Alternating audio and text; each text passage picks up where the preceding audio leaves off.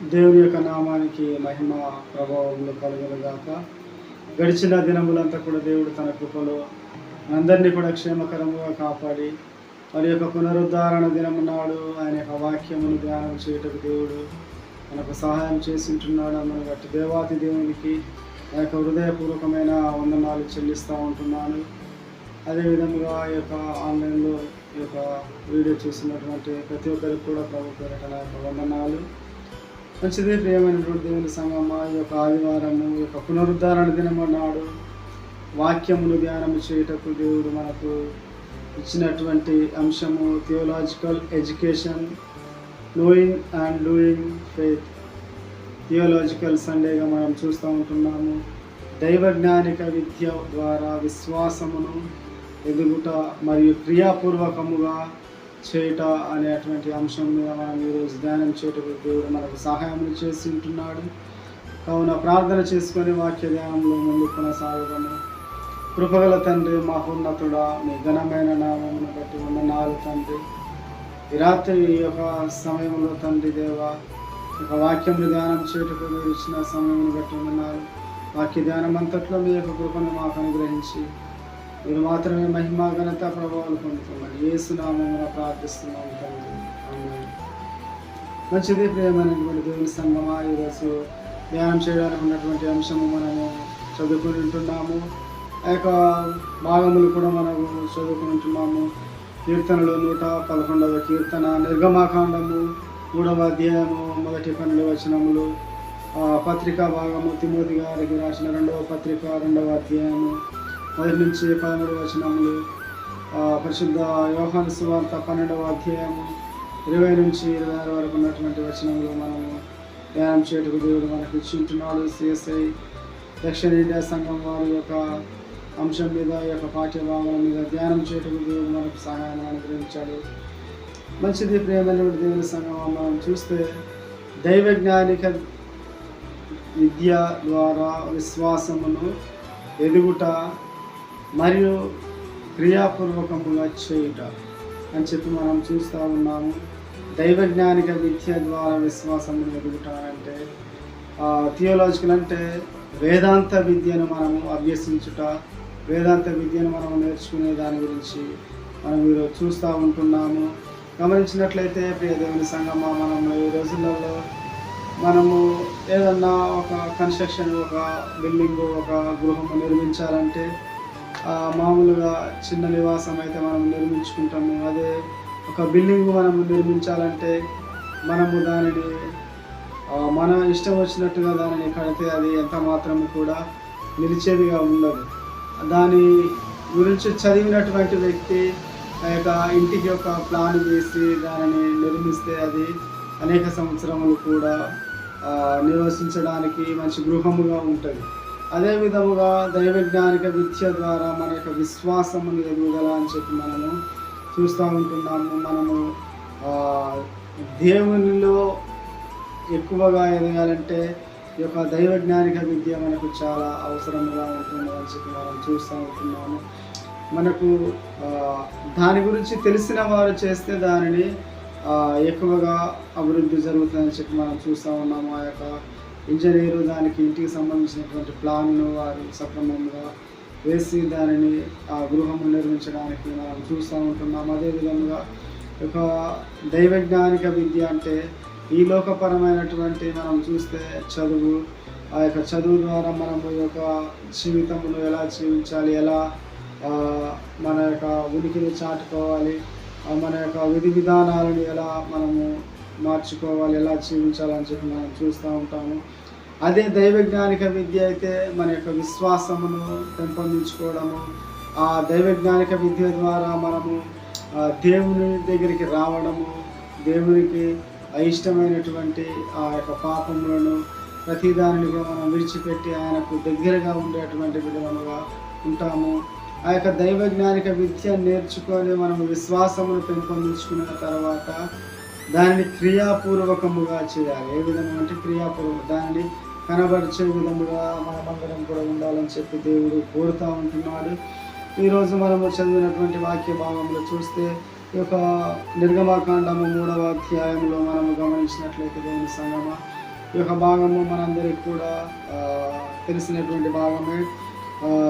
మోషే అక్కడ తన మామ మందని మేపుకుంటూ అరణ్యము అవతలికి తోలుకొని వెళ్ళి అక్కడ తన మామ మందను ఆ యొక్క గొర్రెలను మేపే అటువంటి వాడుగా ఉన్నాడు. ఆ యొక్క భాగము మనం గమనిస్తే మోషే మిద్యాను యాజకుడైన యిత్రోను తన మామ మందను మేపుచు ఆ మందను అరణ్యం అవతలకు తోలుకొని దేవుని పర్వతమైన హోరేబుకు వచ్చెను అని చెప్పి మనం చూస్తూ ఉంటున్నాం. అంటే ఈ యొక్క భాగం మనం గమనించినట్లయితే అక్కడ ఒక పొద కాలిపోతూ ఉన్నది. ఆ పొద కాలిపోయినటువంటి సందర్భంలో మనం చూస్తే పొదలో నుంచి ఒక యెహోవా దూత అతనికి ప్రత్యక్షమై అతడు చూసినప్పుడు ఆ అగ్ని వలన ఆ పొద మండుచుండని కానీ పొద కాలిపోలేదని చెప్పి మనం చూస్తూ ఉంటున్నాం. ఆ యొక్క కాలిపోయినటువంటి పరిస్థితులను మనం గమనించినట్లయితే అప్పుడు ఒక విషయం మనం చూస్తే మనము ఎండాకాలంలో మన చుట్టుపక్కల ఉన్న ప్రాంతాలు అడవి ప్రాంతంలో అనేకంగా ఆ యొక్క మంటలు చెలరేగడము, అడవులు దగ్గమవడం మనం చూస్తూ ఉన్నాం. అదేవిధంగా ఇక్కడ మోషే ఉన్నటువంటి ప్రాంతంలో కూడా అదంతా కూడా మంటలు చెలరేగి అలా ఉంటా ఉన్నాయని చెప్పి అతను చూస్తూ ఉన్నాడు. కానీ అక్కడ ఒక వింత చూసినప్పుడు మోషే ఆ పొదైన కాలిపోయేది నేను ఆ తట్టుకు వెళ్ళి ఈ గొప్ప వింత చూసేదని అని చెప్పి మనం అక్కడ చూసినటువంటి వాడుగా ఉంటా ఉన్నాడు. ఇక్కడ మనం గమనించినట్లయితే థియోలాజికల్ కాలేజీలలో ఈ యొక్క దైవ జ్ఞానిక విద్య అభ్యసించేటువంటి నేర్పించేటువంటి వేదాంత పండితులు చెప్పేటువంటి మాట ఏంటంటే ఈ యొక్క మిద్యాను యాజకుడైన యిత్రో గృహమున నుండి ఈ యొక్క దేవుని పర్వతమైనటువంటి హోరేబు కొండ వరకు 125 కిలోమీటర్ల దూరం ఉంటుంది అని చెప్పి కూడా మనము అక్కడ థియోలాజికల్ కాలేజీలలో మనము చూడవచ్చు. మనం వేదాంత విద్యను అభ్యసించి అక్కడ మనకు తెలియపరుస్తారు. ఈ యొక్క అంత దూరం వెళ్ళి ఆ యొక్క గొర్రెలను మోపి అటువంటి వ్యక్తిగా ఉన్నప్పుడు అక్కడ దేవుని యొక్క దర్శనం అతను చూడడము, దేవుడు అక్కడ మోషేకు బోధించడము, మోషేకు చెప్పడము. ఇప్పుడంటే వేదాంత కాలేజీలు, ఈ యొక్క థియోలాజికల్ కాలేజీలు, బైబిల్ క్లాసులు ప్రతి ఒక్క చోట కూడా మనం చూస్తూ ఉన్నాం. అప్పుడైతే ఎవరు అలా బోధించడానికి లేరు కనుక అక్కడ దేవుడే అతనికి బోధించినటువంటి విధానం మనము చూస్తూ ఉన్నాం.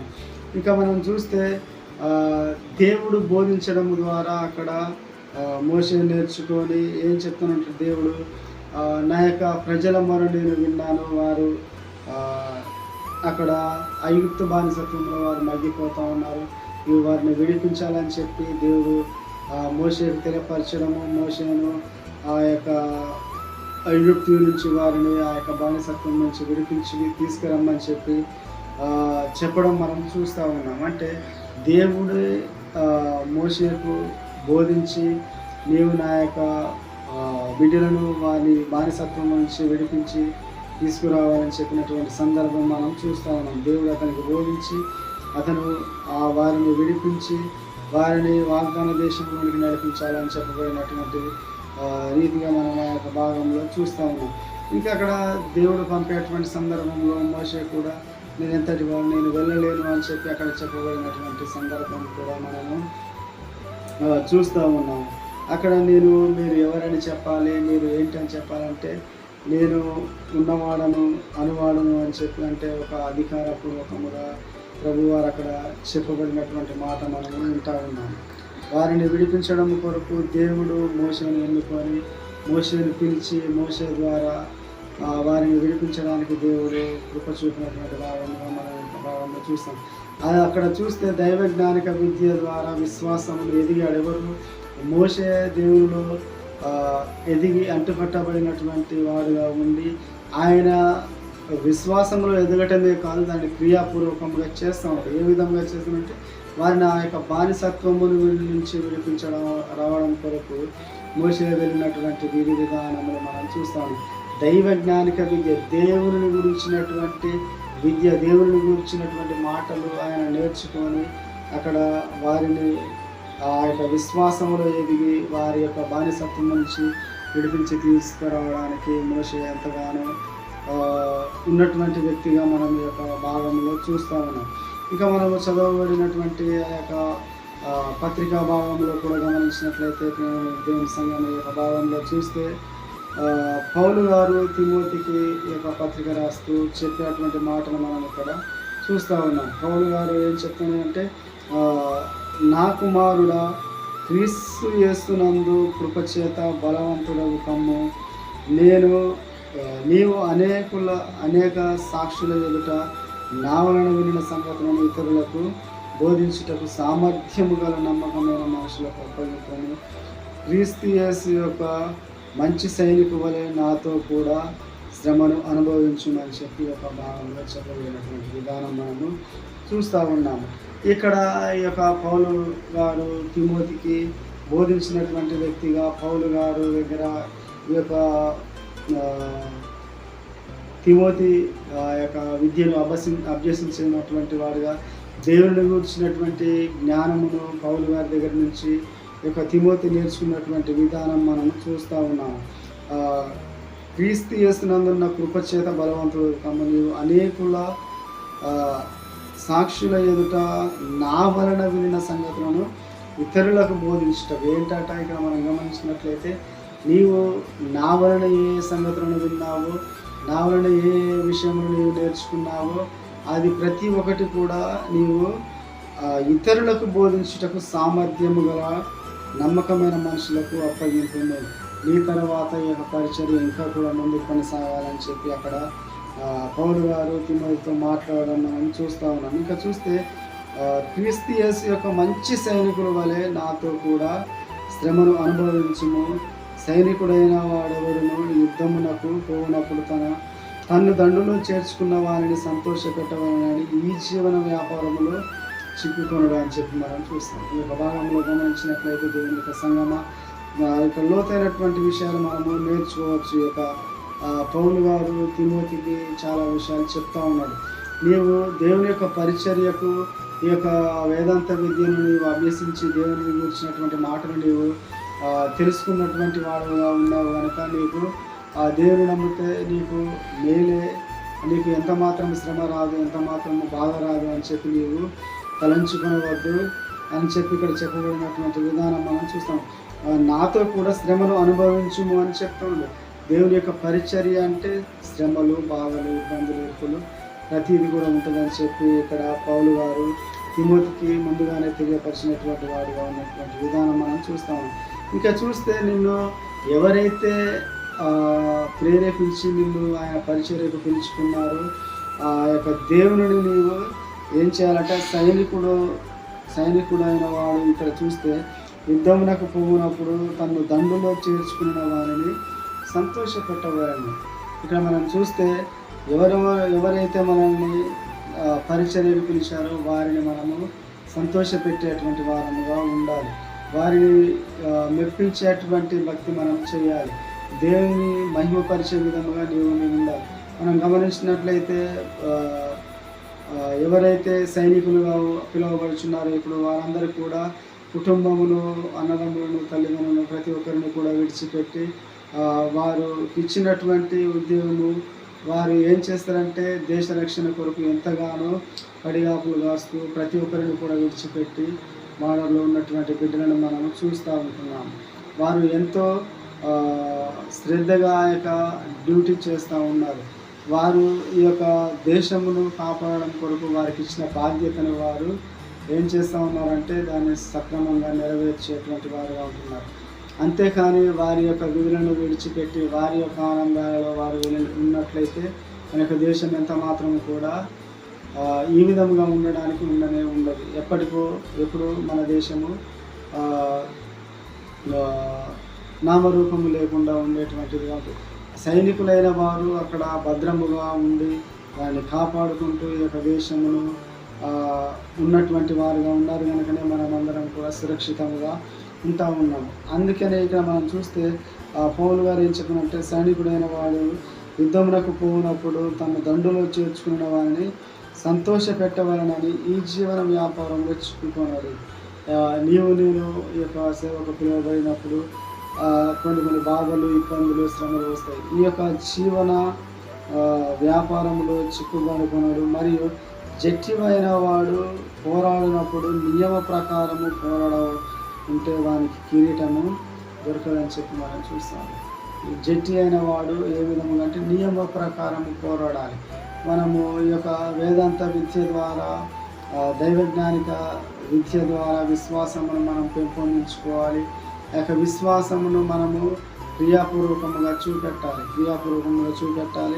ఇంకా గమనించినట్లయితే నియమాలు మనకు కొన్ని ఆజ్ఞలు దేవుడు యొక్క గ్రంథంలో ఇస్తూ ఉంటున్నాడు.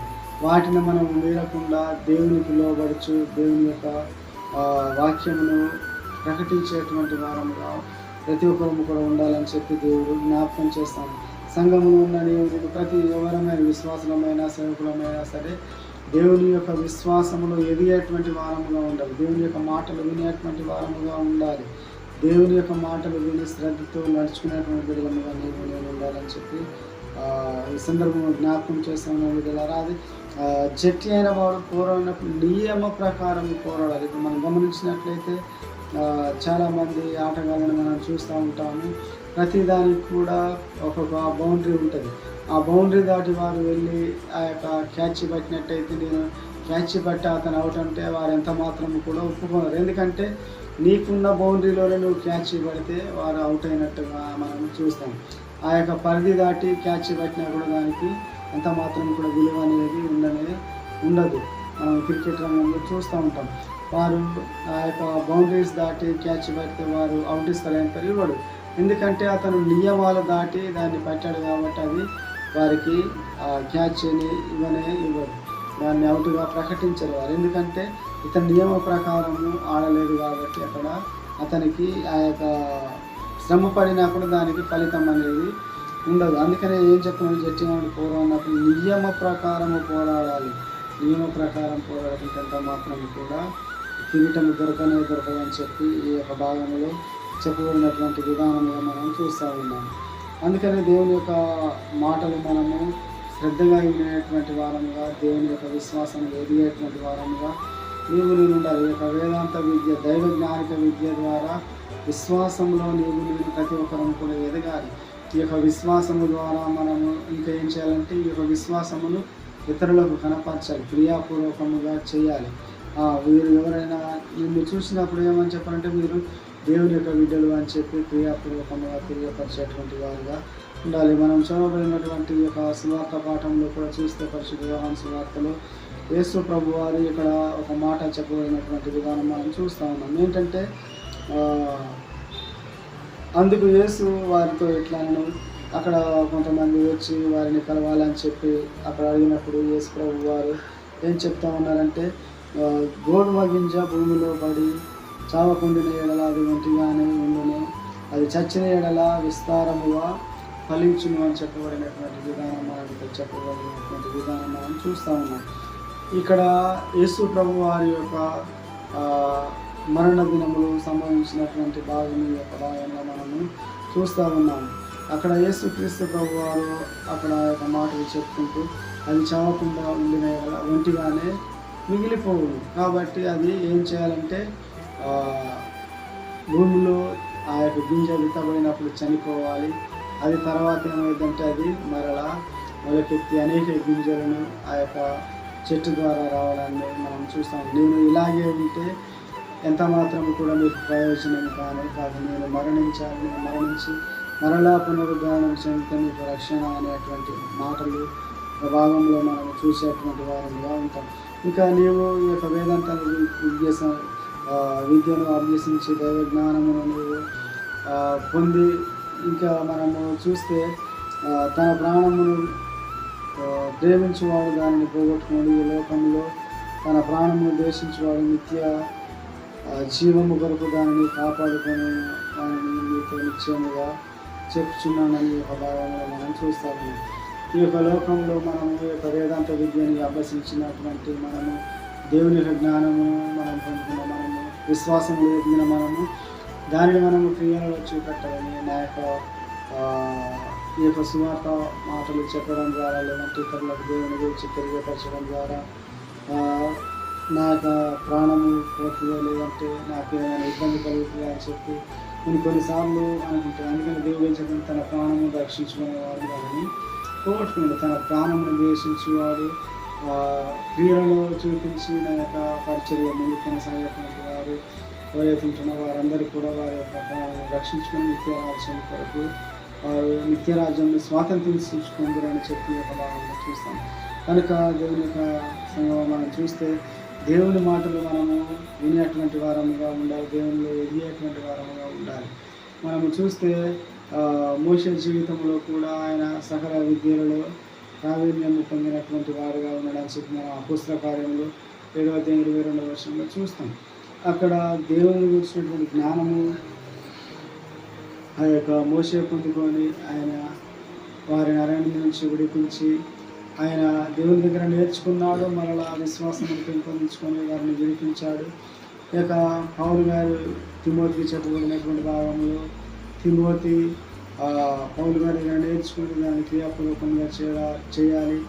ఈ నియమాల ప్రకారం నీవు ముందుకు కొనసాగాలి, దేవుని వారిని ఉపయోగపడాలని చెప్పబడినటువంటి విషయం పౌలు గారు తిమోతికి చెప్పబడి నాకు చూస్తాను. సువార్త పాఠంలో కూడా నీ యొక్క ప్రాణమును నీవు ద్వేషించుకుంటే నువ్వు దాన్ని రక్షించుకొని నిత్యరాజ్యంలో ఉండవు, దాన్ని నువ్వు ప్రేమించిన నువ్వు ఒంటిగానే మిగిలిపోతావు అని చెప్పినటువంటి మాటను మనం చూస్తూ ఉన్నాం. కనుక ఈ యొక్క దైవ జ్ఞానము ఈ యొక్క విద్య ద్వారా విశ్వాసమును మన దేవుని యొక్క మాటల ద్వారా మన విశ్వాసమును ఎదిగి దాన్ని క్రియాపూర్వకంగా ప్రతి ఒక్కరికి చూపేటువంటి విధంగా ఉండాలి. అటు కృప పరిశుద్ధాత్మ దేవుని అందరికీ దయచేయండి. పరిశుద్ధులని కొందన్నారు వాక్యమును బట్టి స్తోత్రం. మేమందరం మీకు మేము మార్గంగా ఇష్టపడుతుంది ఇప్పుడు అనుగ్రహించి మా అందరికీ వేరే ఏళ్ళ కాలము మీ యొక్క ఆత్మ నుంచి నడిపించి మేము వేస్తున్నామని ప్రార్థిస్తున్నాం.